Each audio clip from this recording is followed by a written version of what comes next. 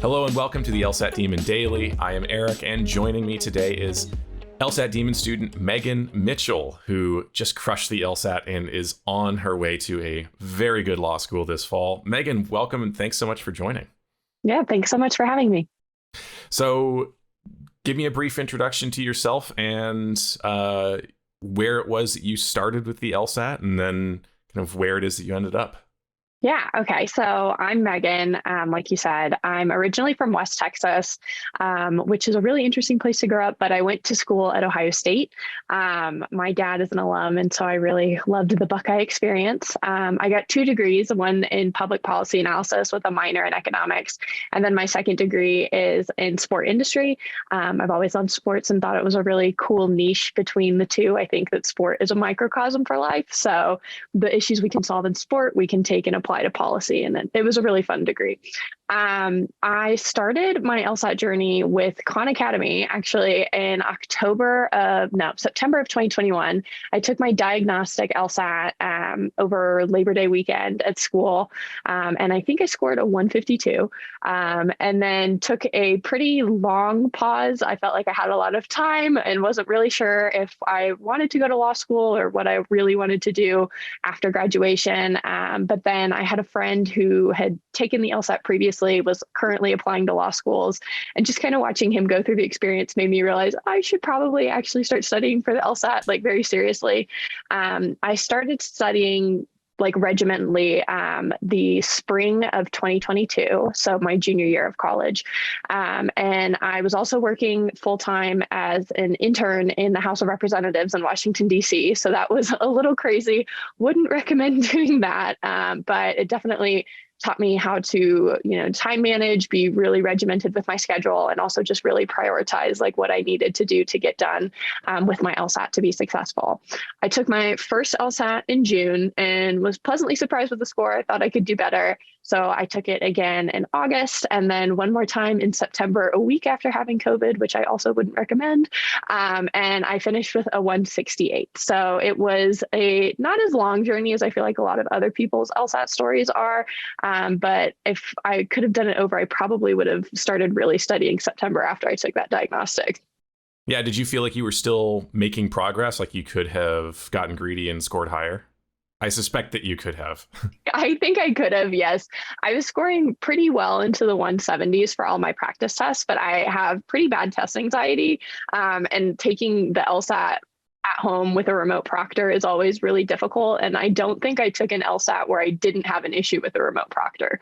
So that always just kind of messes up your test day experience and gets you out of the zone. But once I hit my 168, I thought I'm in the range for schools that I really like. I had a 4.0 GPA and had 2 degrees from Ohio State. So I thought that might make me a little bit unique. And so I just decided to try it. And I think it went well for me. So yeah, well, tell me about that. How did it go for you? So I was admitted into Berkeley, which is where I'll be attending in the fall, and I'm really excited about that. Go Bears. Yes, exactly. Go Bears. I applied to all of the top 14 schools. I just kind of crapshooted it, except for Penn. I didn't apply to Penn just because I think by the end of it, I was exhausted and really didn't want to be in Philadelphia. And then I also applied to a couple of schools that were right outside of the top 14. Specifically, I applied to WashU, Vanderbilt, Texas, and USC. And then I applied to a couple schools back home in Texas, Texas Tech specifically, and SMU. And so that went really well. I got into Berkeley, like I said. I also got into Duke and NYU. I got waitlisted at a handful of others. I was only outright rejected from Yale, Harvard, and Stanford, which I was pretty pleasantly surprised with. And then I also got into Texas, and I got into Texas Tech and SMU with scholarships. So an amazing collection of schools to choose from, and a testament to both a very good LSAT score and an excellent GPA. You were able to maintain that 4.0 despite, like you said, a double major, internships in the House of Representatives. Is that like the DC House of Representatives? Or are you talking state level? Yes, I was working in Washington, D.C. for a semester. Okay. And studying for the LSAT in the meantime, how did you balance all of that? Were there sacrifices elsewhere? Like, did you have to be really strict in budgeting your time and prioritizing? With certainly not what we would recommend most LSAT students take on. Yeah, no, if I could give any advice, I would say don't do that. It was definitely a lot of life experiences. And now I feel a lot more confident going into law school, having survived all that and being relatively successful for it. But I was working in DC as a part of a program that Ohio State has. Through the John Glenn College of Public Affairs. It's actually funded by John Glenn himself and his estate. So we go and we work in DC in public-oriented groups, whether it's the House, the Senate, lobbying groups, or just groups that have like a public interest focus, like NPR. And so you do that. You're also a full-time student at Ohio State. So I was taking 12 credit hours, including a capstone and a research class. And then on top of that, studying for the LSAT. So I wouldn't say I necessarily had to remove things from my schedule, but I think it was all about balance and trying things out. For me, I've always been pretty regimented and pretty school oriented. I have been good at managing my time because I was a really competitive high school athlete. I played 4 sports in high school. And so that just kind of where that came from. But going into college was a little bit different just because you have so much more free time. So it was easier for me to just kind of do things when I did them. Going to DC was completely different because now you're working 40 hours a week. And I was working more than that actually, because I was a press intern. So I was responsible for sending all of the press clips to everybody in the morning. So I had to get up at, 6 or 5:45 and send those out before 8 and then get to the office and then work until 5 or whenever I was done for the day. And then I'd go to class and then I'd come back and study for the LSAT. So that was hard. I think the one thing that really helped me with that is I had a really good mentor through the program who is also a practicing attorney. She's actually the assistant parliamentarian for the Senate right now. And she really helped me realize that in order to be successful, I have to also have fun and enjoy my life. And so I was living with 7 other girls, and every night we would watch Jeopardy. And that was one thing that I was getting stressed about. And how am I going to study if everybody's in the living room watching Jeopardy? And she was just like, it's 30 minutes, just watch Jeopardy. It's okay. Have fun with your roommates. And then when everybody goes off and does their thing, study for the LSAT. And so for me, it was really good to be able to get in, the 3, or sometimes it was 1.5, sometimes it was 3 hours worth of LSAT studying done each day. I got back from work when I didn't have class. And it was really helpful because I had my roommates to keep me accountable. They knew I was studying. And so it was more so a joint effort between me and my roommates. I think they don't really know that, but they were helping me be accountability buddies almost just by being there. And so really it was just time management, but at the same time, letting yourself have fun. Because if you're not enjoying your life, the LSAT is just going to be something that you're like, oh, I have to study. You're just going to learn to hate it and it becomes resentful. And I think at one point that was the case for me until my mentor stepped in and really was like, no, watch your Jeopardy, go out to eat dinner, go to a concert every once in a while. And then it became something that was like, oh, if I get this done, I can do this. And if I get this done, I feel better about going to whatever sporting event I was going to in DC. And so really it was just all about learning to love the LSAT rather than hating it and just kind of getting through it. And you did come to love the LSAT? I think so, yes. Except for sometimes reading comprehension was just kicking my butt, which was crazy because I scored almost a perfect score on my reading comprehension for my SAT and my ACT. So I was like, oh, I've got this. No big deal. But really 35 minutes for 4 passages, it feels very stressful once you get there. Why do you think that is? For me, at least, when I first started studying for the LSAT, I started studying with a different company. And one of their big strategies that they preached was to read the questions before you read the passages so you'd know what you were looking for. And I did that on my SAT and my ACT, but you have 55 minutes for the same number of passages. And I like to think I'm a fast reader. And so I thought it would work. And then I was running into the fact that a lot of the LSAT passages tend to be either archaic or really convoluted. And so it didn't matter that I was reading the questions first, because once I started reading the passage, I was forgetting the questions to understand what I was reading. So I'm double reading the questions, wasting time, and then panicking because I feel like, oh, I have to get through everything. I can't miss any of these. But then I've just wasted 2 to 3 minutes on each question or each passage reading the questions before you're reading the passage. And so for me, it was really hard to break that habit. And I was really lucky because I worked with a great LSAT Demon tutor who, like, we really focused on reading comprehension was the main thing that we did. And anytime we were studying, she was like, I can tell you're reading the questions, don't read the questions. So that was really nice with the LSAT, the Demon feature where you can hide all the questions first, because it really got me out of that habit of like, okay, well, is the main point the first question, or why it doesn't matter. Read to understand it, read to comprehend it. And then the questions go so much faster. Like it just doesn't matter. Excellent advice. Yeah. You mentioned working with a tutor one-on-one. That's certainly something that a lot of students do at the Demon. There are also live group classes. Were you going to group classes as well? And if you were, kind of what was the general balance of going to classes, tutoring sessions, working on your own, drilling time sections? Like, how did you try to balance, say, your average week of study? Yes. So I would say, like, disregarding everything I did with the other tutoring company, because it was just the way that they time blocked was different than the way I time blocked with the Demon. But I worked with my tutor on Wednesdays. We met every Wednesday in between my first LSAT all the way until my third LSAT. And we met for an hour in the morning where we would go over a practice test that I'd taken on Monday or maybe Tuesday, kind of depended on how I was feeling for the week. I think that's totally healthy. You don't need to be super strict about your schedule, right? Especially if you're giving yourself time to check in and say, hey, I need today to go to the sporting event or to binge old Jeopardy episodes, giving yourself some of that kindness so that you can be fresher on your actual practice days, I think is great. But sorry, I interrupted you. Go on. No, you're great. And so, yeah, we'd go over the tests, and I got pretty good with games to the point where I wasn't missing any consistently. So a lot of the time we would just talk about whatever game was the hardest, and she'd make sure I was thinking through it as efficiently as I can.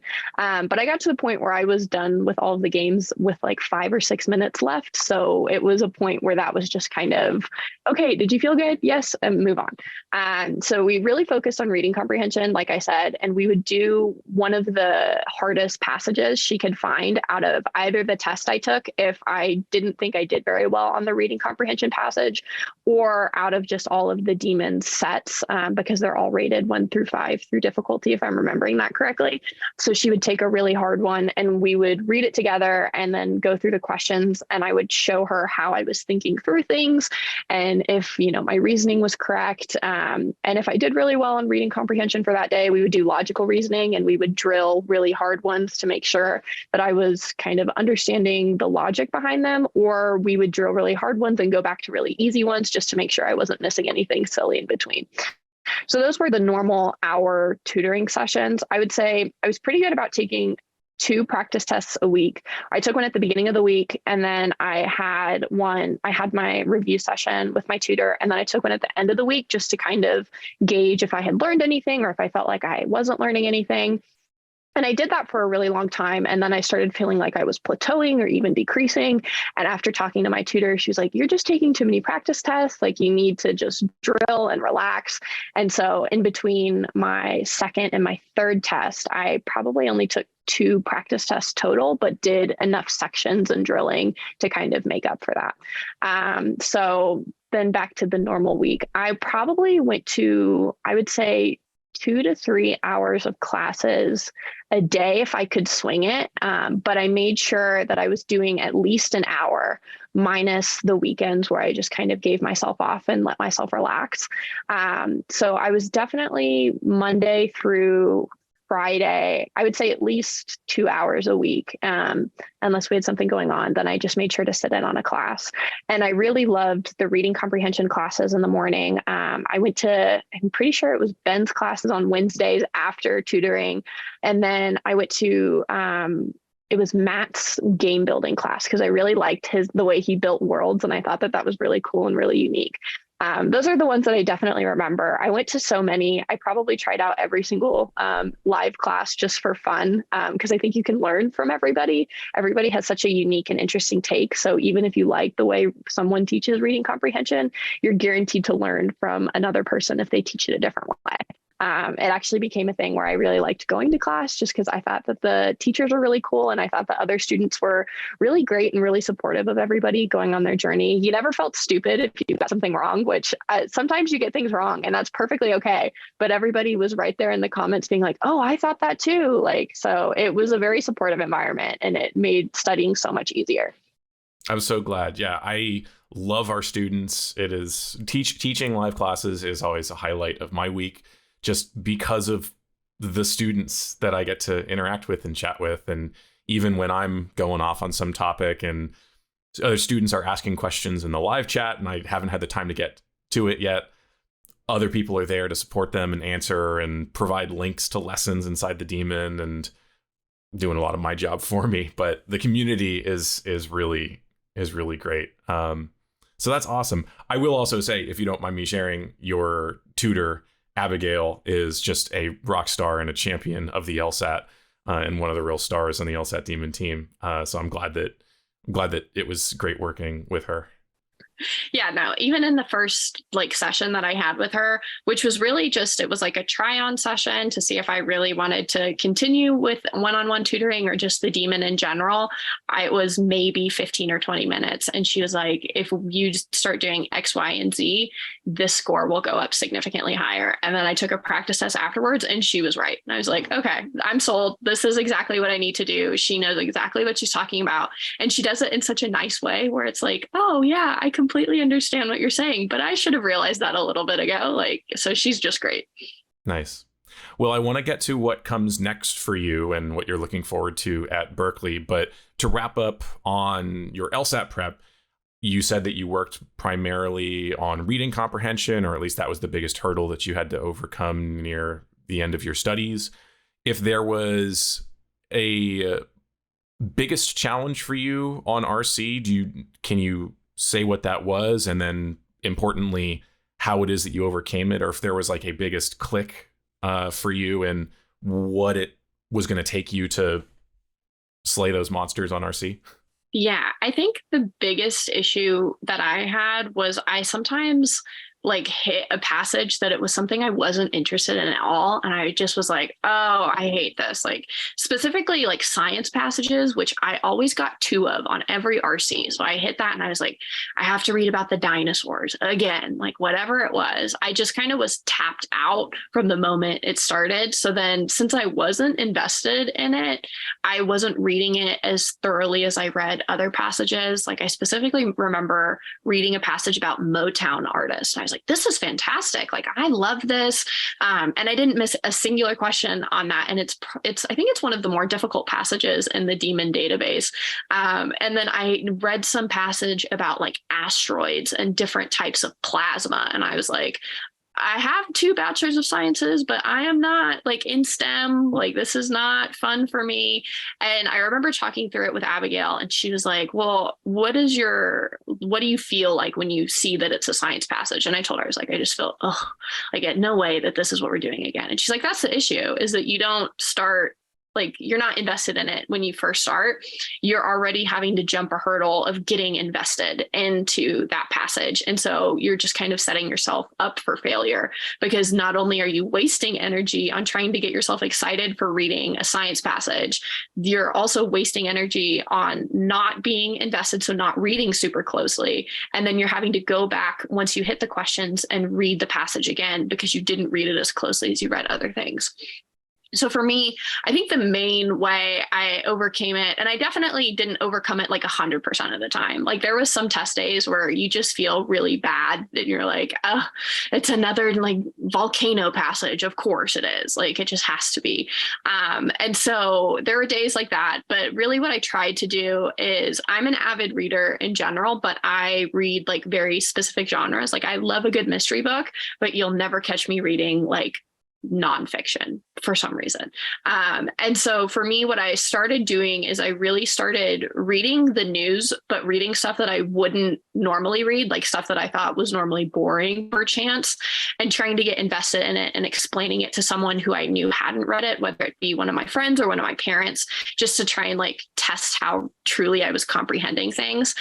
One of the best like sources that I read, even though I have a minor in economics, The Economist magazine is always super dry for me, and I don't like it, but my dad has a subscription to it. So whenever we'd get that in our inbox, I would read it, find something that I thought he might not have read, and then try to explain it back to him. So that was kind of how I got over that hump of like, whatever it is, it's going to be boring, and just kind of started to find like the intrigue, or maybe even just pretend I was interested, but sometimes faking it is half the battle. But that definitely helped get my score up. So I would say if you're falling victim to that, like I did, read some boring stuff and pretend it's interesting. And you'll at one point you'll find that it actually is interesting. You just weren't giving it the chance to be interesting. So that was probably what my biggest hurdle was for RC. And then also minus reading the questions first. If you're reading the questions first, use the blind, like don't look at the questions before. It's a great feature. I wish I would have done that to begin with. Like that's fantastic. Absolutely. Yeah. It sounds like you found that you were surprised at how interested you became by some of these passages when given a chance. The one that gets mentioned a lot amongst the Demon teachers is the lichonography passage. It's fascinating. You wouldn't think that some moss on the side of boulders could be so interesting, but it absolutely is. Great. Well, congrats again. You went from a 152 to a 168. Is that right? So a 16-point increase over a relatively short amount of time while doing a lot of stuff in the meantime. Congratulations. And it got you to an excellent school in Berkeley. Tell me about what it is that excited you about Berkeley, why you decided to go there, and if you know what your pursuit is in law. Like, is Berkeley especially suited to that? I expect you have kind of a weird, well, not weird, but a niche intersection of public policy and sports in your background. Is that kind of where you're headed? I would say that it's definitely something I'm considering. I was really drawn to Berkeley initially because of how like socially active they are. I really think that they're a great school for social justice and social justice like oriented people, especially public interest. I feel like there's a lot of support there for students. And I learned more about it as I went and I toured and did more interest sessions and eventually did their admitted students weekend. But for me, what really drew me to Berkeley, I think, was how accessible they made their process. I remember applying to law school, and I had a friend who had gone through it before, but he's, a little bit more private. So I wasn't watching it hands-on and really experiencing it before I experienced it. And so for me, both my parents are physicians, but neither are attorneys. And so the law school and the medical school application processes are significantly different. So they really didn't have any help. And I just kind of felt like I was going in blind. And that's not something that I like. I really like to know everything that I'm doing and try and be as perfect as I can. But Berkeley made it really interesting and really easy to understand exactly what they expected from me as an applicant and exactly what I should expect from them as the school that I'm applying to. And the way that they did that was through numerous interest sessions. And then also they had office hours with the dean of admissions, and she's fantastic. The way that she answers questions. And also sometimes there are times when I don't want to ask a question, but I want to see what everybody else is asking and garner what their kind of experience is. She's just fantastic at not putting you on the spot and not making you ask a question, but also if you send her a question privately, like I had done, because I had a certain experience that I didn't really want to out to everybody in the office hours, she was very quick at responding and was very just helpful for that experience. So for me, I think the warmth that they had in those interest sessions really garnered my interest. And then also learning more about their specific initiatives. Their pro bono program is really interesting to me. I'm really interested in constitutional law and that sort of aspect, but I also really like sports and public policy. So entertainment and like IP law would be interesting for me. But I also just recently got into antitrust through an economics class that I had. So I'd love to try out antitrust litigation. So as you can tell, I'm just scatterbrained all over the place with everything. But I think that that's great because Berkeley doesn't pigeonhole you. They want you to try all these different things. And so many of their faculty are leading, experts in their field, and the dean is fantastic. And it just feels very welcoming, very inviting. So that's definitely why I ended up choosing Berkeley, as well as why I ended up applying. But a lot of the other schools that I was accepted into made the choice very difficult, whether it be through combination of scholarship money or if it was, staying in Columbus, where I'd gotten really comfortable on a full ride at Ohio State, which is a pretty good law school in general. But I realized for me, what I wanted to do it was important to go to the best law school I felt comfortable spending the money at. And I did get, basically like a fourth of my scholarship, or a fourth of my tuition is covered by Berkeley through scholarship. And then I have a couple of outside scholarships, whether it's through my honor society or through Ohio State with the various awards that I'd won through them, which makes it feel a lot more comfortable going to Berkeley and not feeling like I'm putting myself in a financially difficult decision. But knowing that I am going to Berkeley makes me feel comfortable that I'll have a really good return on my investment. It's a school that definitely opens a lot of doors, and people are like, oh, wow, you're going to Berkeley. That's fantastic. And so that's great. And I love that it's a public school too. I just feel like a lot of their initiatives are rooted in giving back into the Bay Area community, but also making, college and law school more accessible for everybody in general. So for me, Berkeley, it felt right. It felt like it aligned a lot with my interests and a lot of my values as a person and as a student. So I'm excited just to experience all of that. The culture is so warm. Everybody is so happy, which is crazy because you feel like going into law school, everybody's going to be like nose in a book. Like, I don't want to talk to you. You hear horror stories of people ripping pages out of books so people can't use it for whatever they're writing in legal writing classes. But when we went for Admitted Students Weekend, everybody was so warm, so welcoming, wanting to talk to you about their experience, wanting to learn about you. And that's not a feeling that I felt at some other law schools that I visited. Yeah, I suspect that those urban legends about the sort of ghoulish competition between law students are overblown in many cases. But certainly Berkeley has always been a school with a reputation for more collegiality. So congratulations once again. Well done. It sounds like it's a perfect fit for you and you're going to just love it there. And you've got many, many interests to pursue, and you will find through your first year and moving forward what interests you, what really draws you. So looking forward to all of that for you. Please do stay in touch and let us know how it goes. Would love to check in with you in the future and hear more about your journey. Thanks again, Meghan, for joining. It's been a real pleasure having you on. Before I let you go, any final words of advice for students who are either early in their LSAT prep or just getting started, just thinking about law school? Anything that you would advise? Yeah, I think especially for studying for the LSAT, I always feel like people who want to go to law school are pretty regimented. Like, they find a path and they stick to it. And that's definitely how I was, especially when I first started out with my first tutoring company. But I think my biggest advice is if something isn't working for you, it's not working. Like, you don't need to try and make a round peg fit into a square hole. There's always better advice, or maybe there's someone who can better explain it to you. And whether that's, switching tutoring companies to LSAT Demon was really helpful for me. But also sometimes it was switching to different live classes. Maybe I wasn't understanding a logical reasoning section the way some person explained it, but I went to Abigail and she explained it great, or I went to another live class and it clicked. Don't get so bogged down in trying to be perfect on this path that you've set that you don't see the other options or any forks in the road. Because I feel like the LSAT is so non-linear for so many people. You're going to have great times where, okay, you scored a 175 on a practice test and you feel really confident, but then, you go take the real thing and that's not how it turns out. That's okay. It happens. And instead of, being woeful or feeling like maybe law school isn't fit for me, try something new, try something different. Well said.